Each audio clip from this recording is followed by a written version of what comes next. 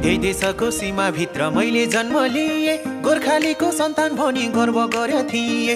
जन्माएको आमाले हो घाँस काट्दा काट्दै, बाउको जीवन यसै गयो दुःख सार्दा सार्दै। हामीलाई के नै सुख छ र, सक्नेले गर नसक्ने गर।